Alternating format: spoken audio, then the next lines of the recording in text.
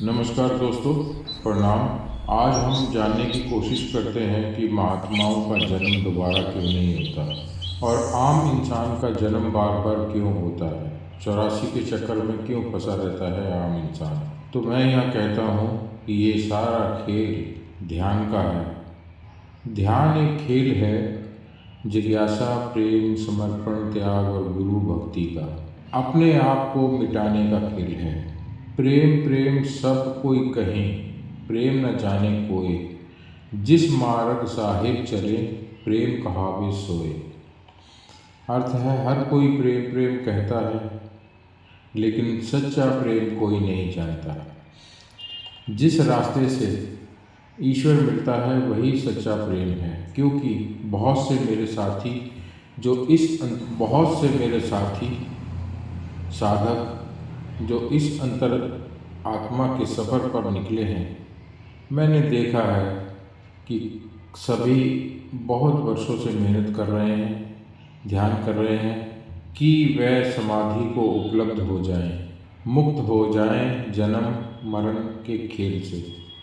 लेकिन ऐसा हो नहीं पाता, क्योंकि सबसे ज़्यादा समस्या अंदर प्रवेश करने के बाद शुरू होती है। कुछ मेरे साथी या साधक राह में फंसे हुए हैं, भटक रहे हैं वर्षों से। जब हम अपने बारे में जानने की जिज्ञासा रखते हैं कि मैं कहाँ से आया हूँ, कहाँ वापस जाना है, क्या ईश्वर होता है या नहीं होता है, अगर होता है तो दिखता क्यों नहीं, कैसे ईश्वर से मिल सकते हैं, आदि आदि। ईश्वर को हम परम शक्ति भी कह सकते हैं। ऐसे सवालों के उत्तर पाने के लिए हम अपनी तलाश शुरू करते हैं तो धार्मिक स्थलों में जाना शुरू कर देते हैं, लेकिन सभी प्रयास विफल हुए। तो ऐसे समय में कोई एक भेड़ मिल जाती है। भेड़ से मेरा मतलब भटका हुआ इंसान। गुरु मंत्र लेने के बाद भी ना तो वो ध्यान कर पाता है, ना सिमरन कर पाता है। तो वह भेड़ ये विश्वास दिला देती है कि वह उसको एक ऐसे गुरु से मिलवा देगा जो उसको ईश्वर से मिलने का रास्ता बता देगा। तो हम बहुत खुश हो जाते हैं और हम उसके पीछे पीछे चल देते हैं, और उस भेड़ के कहने पर हम गुरु मंत्र भी प्राप्त कर लेते हैं, और अब हम भी भेड़ों में शामिल हो जाते हैं। तो अब क्या होगा? नई भीड़ देखती है कि यहाँ तो सभी ऐसे ही घूम रहे हैं, उनमें से कुछ तो फुल्का फाइटर होते हैं, मेरा मतलब लंगर खाने वालों से। लंगर खाया और घर की और चल दिए। कौन ईश्वर, कैसा ईश्वर, कौन गुरु हमारी भला से। जब आश्रम में जिससे भी बात करो तो वो कहता है कि मुझे गुरु मंत्र लिए को 20 साल हो गए हैं। कोई कहता है मुझको 30 साल हो गए हैं, और कई तो मर भी गए लेकिन मुक्त ना हो पाए।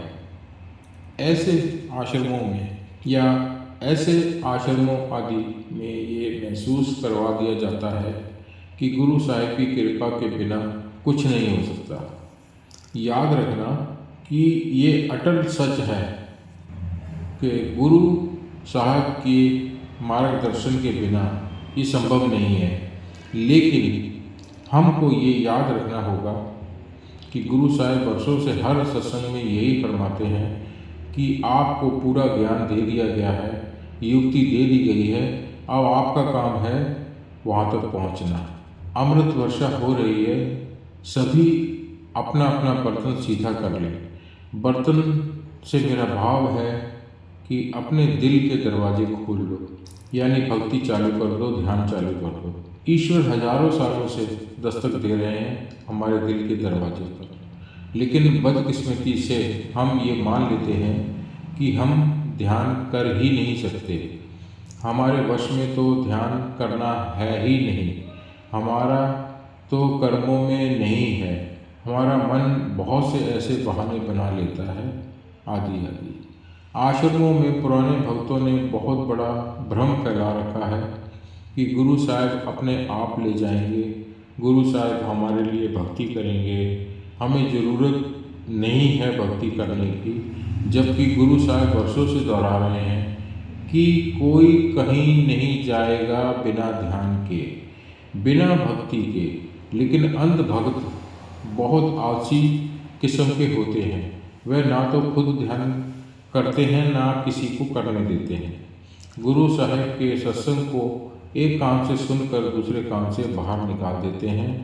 ये हमारी बदकिस्मती है।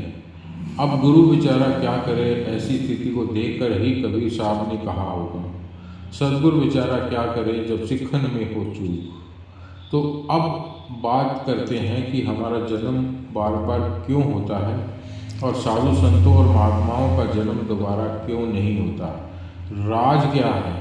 अब जो मैं कहने वाला हूँ वह सच है, ये मेरा अनुभव है और आनंद में हूँ। आप भी ये राज जान सकते हैं ध्यान के द्वारा।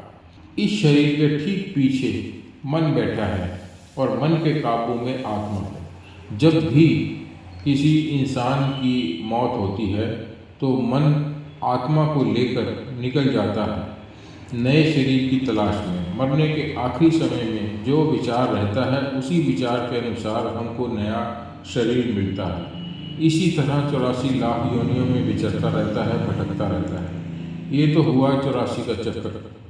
महात्मा अपने आप को ध्यान के द्वारा अपनी आत्मा को उच्च अवस्था तक ले जाते हैं जहाँ मन से छुटकारा पा लेते हैं। मन कहीं बहुत पीछे छूट जाता है। जब आत्मा मन से अलग हो जाती है तो मौत के वक्त आत्मा परम तत्व में समा जाती है।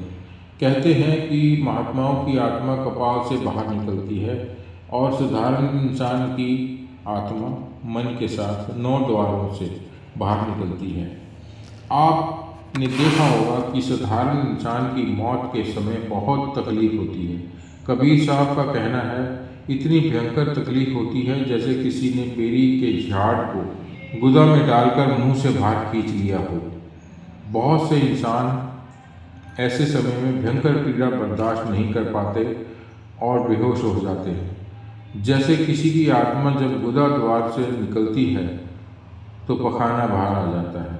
किसी की नाक के द्वारा आत्मा बाहर निकलती है तो नाक का कफ बाहर निकल आता है। किसी की आत्मा मुंह से बाहर निकलती है तो मुंह खुला का खुला रह जाता है।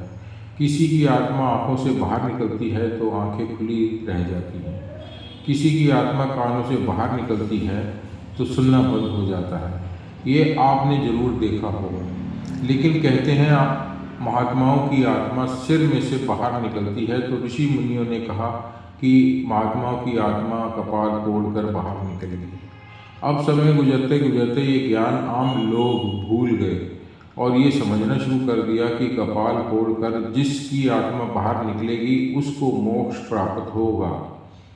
तो सभी लोग शवदाह करते समय कपाल क्रिया करने लगे, यानी कपाल तोड़ने लगे।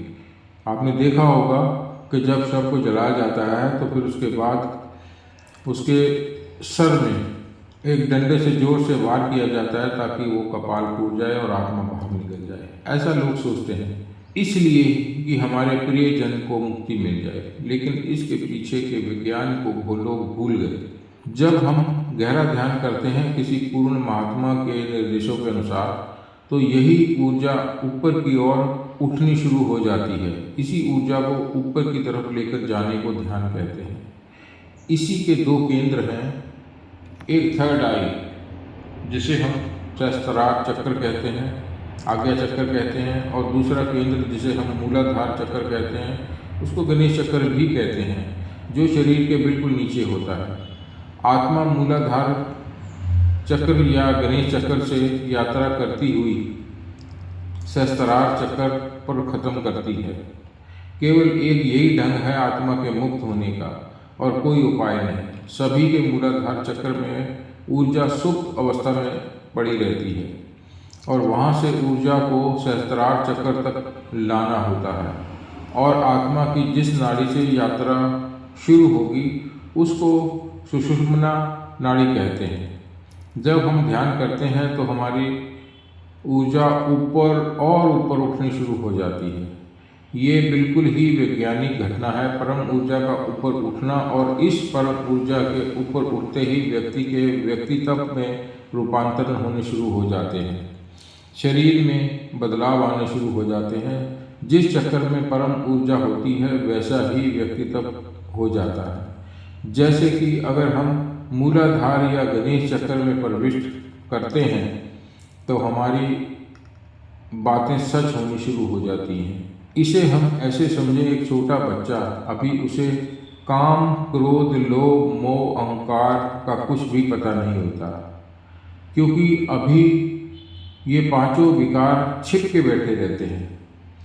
अभी पांचों विकार का केंद्र सक्रिय नहीं हुआ है। जैसे ही वह जवान होगा तो ये पांचों विकार की दृष्टि से काम करना शुरू कर देंगे। ये पांचों विकार के केंद्र सक्रिय होने शुरू हो जाएंगे। उसका सारा मन, सारा व्यक्तित्व, सारा आचरण पांच विकारों से भर जाएगा। पांच विकार उसे घेर लेंगे। सब तरह एक ही रस रह जाएगा, क्या हुआ ये सारे व्यक्तित्व में। इतना रूपांतरण अचानक इसलिए कि 14 वर्ष से लेकर 18 वर्ष के बीच बड़ी बेचैनी और तकलीफ में पड़ जाते हैं। उनकी खुद की भी समझ में नहीं आता कि क्या हो रहा है। ये उम्र 14 से 18 के बीच की बड़ी बेचैनी की उम्र है। ना वह किसी को कह सकते हैं, ना कोई उन्हें कुछ बतलाता है, और उनके भीतर इतने रूपांतरण हो रहे हैं और उनका सारा चित्त काम, क्रोध, लोभ, मोह, अहंकार में बुरी तरह से ग्रसित हो गया है। कुछ और उन्हें सूझता भी नहीं, कुछ और सूझ भी नहीं सकता। ये जो घटना घटती है, ये घटना पांच विकारों के केंद्र सक्रिय होने से घटती है। जिस दिन सहस्त्रार चक्कर सक्रिय हो जाएगा उस दिन फिर ऐसी घटना घटती है, ठीक सीधी। उस दिन व्यक्ति इसी तरह परमात्मा से भर जाता है, परमात्मा के दर्शन करके दिव्य पुरुष बन जाता है। उस दिन सब तरफ सिवाय परमात्मा के अलावा कुछ भी दिखाई नहीं पड़ता और सहस्त्रार चक्र पर परमात्मा हमको गले लगा लेता है। वर्षों से परमात्मा हमारा इंतजार कर रहा था। खुशी के कारण हमारे आंसू झरझर बहना शुरू हो जाते हैं। अब सवाल यह है कि कैसे ये ऊर्जा ऊपर की तरफ लेकर जाया जा सके। इसके लिए आपको किसी गुरु से युक्ति प्राप्त करनी होगी और फिर आंख बंद करके सारे ध्यान को ऊपर की तरफ खींचना होगा। इसमें आपकी मदद गुरु साहब के अलावा कोई और नहीं कर सकता। गुरु साहब आपको युक्ति बताएंगे। उसी युक्ति का जब हम प्रयोग करेंगे तो चमत्कार घटित होगा। आप चकित हो जाएंगे। वहाँ ना कोई गम है, ना कोई खुशी है, ना कोई ईर्ष्या है, ना काम है, ना क्रोध है, ना पांचों विकार है। बस चारों तरफ प्रेम ही प्रेम है, घोर शांति ही शांति है। आप अपने आप को नए ब्रह्मांड में पाएंगे। यह यात्रा मूलाधार चक्र से शुरू होकर सहस्त्रार चक्र पर जाकर खत्म होती है। शरीर में 7 चक्र नीचे के हैं और 7 चक्र ऊपर के माने जाते हैं। नीचे के चक्र मूलाधार से शुरू होकर सहस्त्रार चक्र पर खत्म हो जाते हैं। आपने देखा होगा भगवान शिव का नेत्र। और महात्माओं का सफर शुरू होता है माथे के बीच में से, यानी सहस्त्रार चक्र से, जिसको तीसरी आंख भी कहा गया है। वहीं से महात्माओं का सफर शुरू होता है। यहाँ पूर्ण सन्नाटा छाया रहता है, कोई विचार नहीं होता। यहाँ केवल आप हैं और परम शक्ति, या आप ईश्वर भी कह सकते हैं, क्योंकि यहाँ से ईश्वर की सत्ता शुरू हो जाती है। यहीं पर विभिन्न प्रकार की ध्वनियाँ शुरू हो जाती हैं सुनना। इन्हीं ध्वनियों को सुनकर आत्मा अपना आगे का सफर तय करती है। याद रखना, यहाँ मन भी आत्मा के साथ सफर कर रहा होता है। मन ही आपके अंदर सुंदर सुंदर दृश्य प्रकट करता है। मन ऐसे ऐसे दृश्य निर्मित करता है कि आपने ना कभी सुने होंगे, ना कभी देखे होंगे। यहाँ अजीब सी लेकिन मन भावन सुगंध बहती रहती है हमेशा से।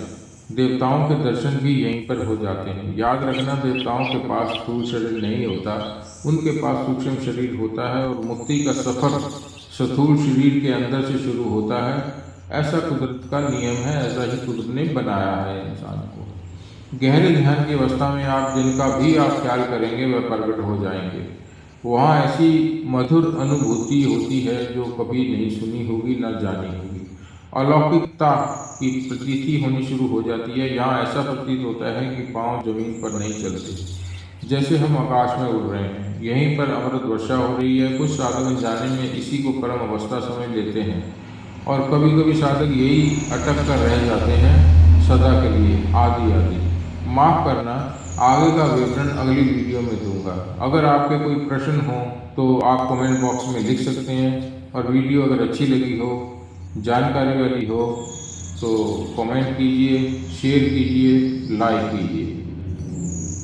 धन्यवाद, प्रणाम, स्वस्थ रहिए, खुश रहिए, आबाद रहिए।